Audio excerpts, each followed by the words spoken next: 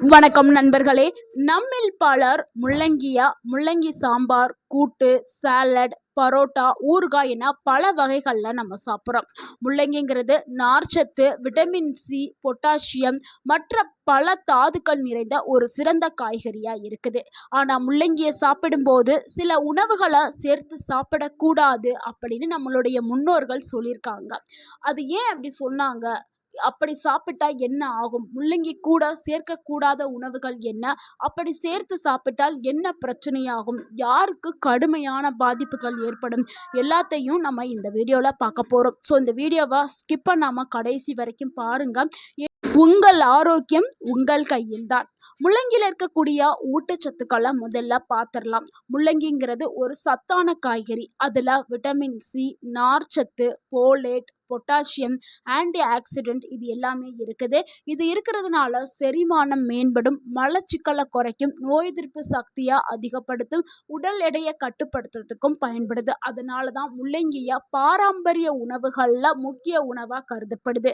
So இவ்வளவு நன்மைகளை கொண்ட இந்த முள்ளங்கியை நம்ம எல்லாருமே உணவில் எடுத்துக்கிறணும். ஆனால் சில உணவுகளோடு எடுக்கிறத தவிர்த்து கொள்ளணும். ஸோ அது என்ன உணவு அப்படிங்கிறத இப்போ பார்த்துடலாம். அதில் முதலாவது உணவு என்னன்னா முள்ளங்கி ப்ளஸ் பால் தாங்க. பலரும் கூறுவது முள்ளங்கி சாப்பிட்ட உடனே பால் குடிக்கவே கூடாது. இதுக்கு என்ன காரணம்னா முள்ளங்கி அதிக அளவில் நார்ச்சத்து கொண்டது, பால் அதிக அளவில் புரதம் மற்றும் கொழுப்புகள் கொண்டது. ஸோ இது ரெண்டையும் நம்ம எடுக்கும் போது என்ன ஆகும்னா சிலருக்கு வயிற்றில் உப்பசம், வாய்வு தொல்லை, செரிமான பிரச்சனை இது எல்லாமே ஏற்படுறதுக்கு வாய்ப்பு இருக்குது. ஸோ எல்லாருக்கும் ஒரே மாதிரி இருக்காதுங்க. ஒவ்வொருத்தவங்களுடைய உடல் வாக பொறுத்து இது மாறிப்படும். ஸோ ஒவ்வொருத்தவங்களுக்கு ஒவ்வொரு மாதிரியான பிரச்சனைகளை கொடுக்கலாம். அதனால இந்த சேர்க்கையை தவிர்க்கிறது ரொம்பவே நல்லது. உங்களுக்கு ஒரு சந்தேகம் இருக்கும், இந்த இடத்துல யாராவது முள்ளங்கியும் பாலையும் சேர்த்து சாப்பிடுவாங்களா அப்படின்னு. ஆனால் நீங்கள் சேர்த்து சாப்பிட மாட்டீங்க. முள்ளங்கி தனியாகவும் பால் தனியாகவும் குடிப்பீர்கள். இப்போ உங்கள் வீட்டில் முள்ளங்கி சாம்பார் வச்சுருப்பாங்க. நீங்கள் மதியான வேளையில் முள்ளங்கி சாம்பார் சாப்பிட்ருப்பீங்க. இல்லை காலையில் இட்லிக்கு ஒரு முள்ளங்கி சாம்பார் வச்சுருப்பாங்க. நீங்கள் இட்லியும் முள்ளங்கி சாம்பாரும் சாப்பிட்ருப்பீங்க. சாப்பிட்டு முடிச்சோன்னு என்ன பண்ணுவீங்க? ஒரு கிளாஸ் பாலை எடுத்து குடிப்பீங்க. இது நீங்கள் தெரியாமல் செய்யக்கூடிய ஒரு தவறு தான்.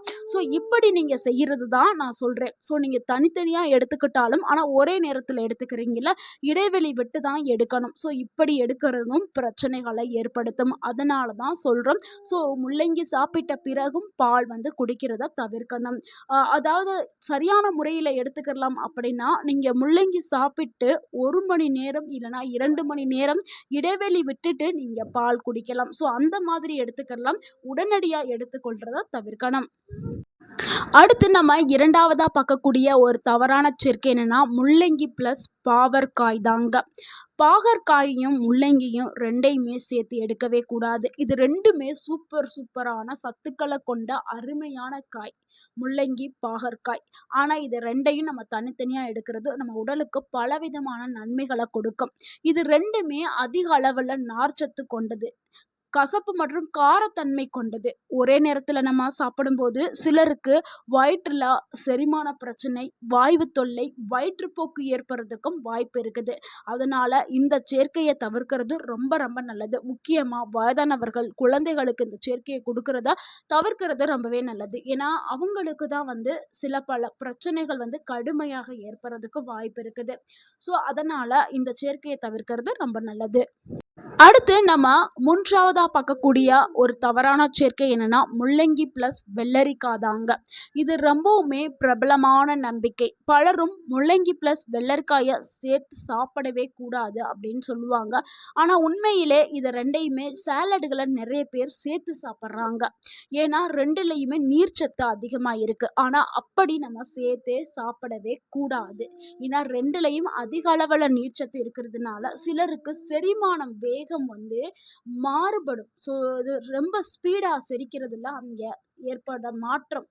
அதனால என்ன ஆகும்னா வயிறு நிரம்பிய ஒரு உணர்வையும் கொடுக்கும், வாய்வு தொல்லையும் ஏற்படலாம். இதனால சில பல ஆபத்துகளும் ஏற்படுறதுக்கு வாய்ப்பு இருக்குது. அதனால எப்பொழுதுமே வெள்ளரிக்காய், முள்ளங்கி ரெண்டையும் சேர்த்து எடுக்காதீங்க. தனித்தனியாக எடுக்கிறது ரொம்ப ரொம்ப நல்லது. அடுத்து நம்ம 4வதா பார்க்கக்கூடிய ஒரு தவறான சேர்க்கை என்னன்னா, முள்ளங்கி பிளஸ் ஆரஞ்சு பழம் தாங்க.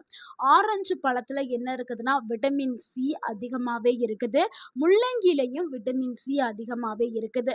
2யுமே சேர்த்து சாப்பிடும்போது அமிலத்தன்மை வந்து உடலுக்கு அதிகமா அமிலத்தன்மை காரணமாக சிலருக்கு சில விதமான பாதிப்புகள் ஏற்படுறதுக்கு வாய்ப்பு அதிகமாக இருக்கு. சிலருக்கு நெஞ்செரிச்சல் ஏற்படுறதுக்கு வாய்ப்பு இருக்குது. குறிப்பா கேஸ்ட்ரிக் பிரச்சனை, அசிடிட்டி ரிஃப்ளக்ஸ் இருக்கிறவங்க இதை தவிர்க்கிறது ரொம்ப ரொம்ப நல்லது. மற்றபடி ஆரோக்கியமா இருக்கிறவங்களுக்கு ஒரு பாதிப்பும் இருக்காது. ஆனா குழந்தைகள் மற்றும் வயதானவர்கள் எடுக்கும்போது பாதிப்புகள் ஏற்படுத்தலாம். அதனால அவங்க தவிர்க்கிறது ரொம்ப ரொம்ப நல்லது. இப்ப இவ்வளவு நேரம் தவறான சேர்க்கையை பார்த்தோம். இப்ப வந்து முள்ளங்கியா அதிகமா சாப்பிட்டா என்ன பக்க விளைவு ஏற்படும், யாரெல்லாம் முள்ளங்கியை சாப்பிடவே கூடாது அப்படிங்கிறத பார்த்துடலாம். ஏன்னா நிறைய பேருக்கு இதுவும் தெரிய மாட்டேங்குது.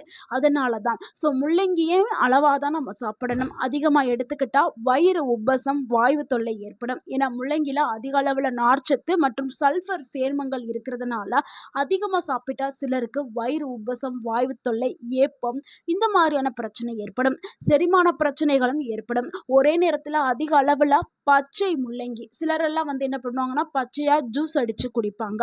அப்படிலாம் எடுக்கும்போது வயிற்று வலி, செரிமான பிரச்சனை, தளர்ந்த மலம் இந்த மாதிரியான பிரச்சனைகள் ஏற்படும். தைராய்டு பிரச்சனை இருக்கிறவங்க முள்ளங்கி, முட்டைக்கோஸ், காலிஃப்ளவர் போன்ற அதுல வந்து கொய்ட்ரோஜன் எனப்படும் இயற்கையான சேர்மங்கள் இருக்குது இந்த காய்கறிகளை. அதனால தைராய்டு பிரச்சனை இருக்கிறவங்க இந்த காய்கறிகளை சாப்பிட்றது தவிர்க்கிறது ரொம்ப ரொம்ப நல்லது. அடுத்து குறைந்த இரத்த சர்க்கரை இருக்கிறவங்க முள்ளங்கி வந்து இரத்த சர்க்கரையை குறைக்கிறதுக்கு பயன்படுது. அதனால குறைந்த இரத்த சர்க்கரை இருக்கிறவங்க இதை தவிர்க்கிறது ரொம்ப ரொம்ப நல்லது. அதே மாதிரி குறைந்த இரத்த அழுத்தம் இருக்கிறவங்களும் முள்ளங்கி சாப்பிட்றதா தவிர்க்கிறது ரொம்ப நல்லது. ஏன்னா குறைவா இருக்கும் பொழுது திருப்பி நீங்க முள்ளங்கி எடுக்கும் பொழுது அது இன்னுமே இரத்த அழுத்தத்தை குறைச்சி விடும். அதனால அவங்களும் இதை எடுக்கிறத தவிர்க்கணும். அடிக்கடி சிறுநீர் கழிக்கிறது, முள்ளங்கி லேசாக சிறுநீர் பெருக்க ஏற்படும். டயூரிட்டிக் தன்மை இருக்கிறதுனால அதிகமாக சாப்பிட்டீங்கன்னா அடிக்கடி சிறுநீர் கழிக்க வேண்டிய நிலை ஏற்படலாம். அதனால அவங்க எல்லாருமே கவனிச்சு எடுக்கிறது ரொம்பவே நல்லது. அதே மாதிரி சிலருக்கு வந்து ஒவ்வாமை எல்லாம் ஏற்படும். தோல்ல அரிப்பு, தடிப்பு, உதடுல வீக்கம், நாக்குல வீக்கம், மூச்சு திணறல் இந்த மாதிரியான அலர்ஜி அறிகுறி ஏற்கனவே இருக்கிறவங்க முள்ளங்கியை எடுக்கும்போது திருப்பி இந்த மாதிரியான பிரச்சனை வரும். அவங்களும் தவிர்க்கிறது ரொம்பவே நல்லது.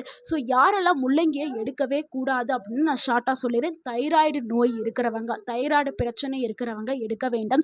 குடல் சார்ந்த பிரச்சனை இருக்கிறவங்க, செரிமான கோளாறுகள் இருக்கிறவங்க எடுக்க வேண்டாம். சர்க்கரை நோயாளிகள் எடுக்க வேண்டாம். குறைந்த ரத்த அழுத்தம் இருக்கிறவங்க எடுக்க வேண்டாம். இவர்கள் எல்லாமே முள்ளங்கியை தவிர்க்கிறது ரொம்ப ரொம்ப நல்லது. இது நிறைய பேருக்கு தெரியாது. இந்த வீடியோவை முடிஞ்ச அளவுக்கு ஷேர் பண்ணுங்க உங்களுடைய ஃப்ரெண்ட்ஸ் அண்ட் ஃபேமிலிக்கு. இந்த வீடியோ மற்ற நார்மலாக இருக்கக்கூடிய மற்ற மக்கள் வந்து எல்லாருமே முள்ளங்கியை எடுத்துக்கிறலாம். ஆனால் அவங்களுமே அளவாக தான் எடுத்துக்கிறணும். ஒரு நாளைக்கு எவ்வளவு முள்ளங்கி எடுத்துக்கலாம்னா அரை கப்புலேருந்து 1 கப்பு வரைக்கும் எடுத்துக்கலாம். அதுக்கு மேலே எடுக்கக்கூடாது. எந்த ஒரு உணவாக இருந்தாலும் அளவுங்கிறது ரொம்பவே முக்கியம். அளவுக்கு மீறினால் அது அமிர்தமாக இருந்தாலும் அது நஞ்சாக்கப்படும். அதை ஞாபகத்தில் வச்சுக்கிட்டு நீங்கள் எடுங்க. இந்த வீடியோ உங்களுக்கு பயனுள்ளதாக இருந்திருந்தால் அந்த வீடியோக்கு ஒரு லைக் பண்ணுங்கள். அந்த வீடியோவை உங்களுடைய ஃப்ரெண்ட்ஸ் அண்ட் ஃபேமிலிக்கு ஷேர் பண்ணுங்கள். மறக்காமல் நம்ம சேனலை சப்ஸ்கிரைப் பண்ணுங்கள், சப்போர்ட் பண்ணுங்கள், கமெண்ட் பண்ணுங்கள். தேங்க்யூ ஃபார் வாட்சிங் அண்ட் வாழ்க வளமுடன். உங்கள் ஆரோக்கியம் உங்கள் கையில் தான். நன்றி, வணக்கம்.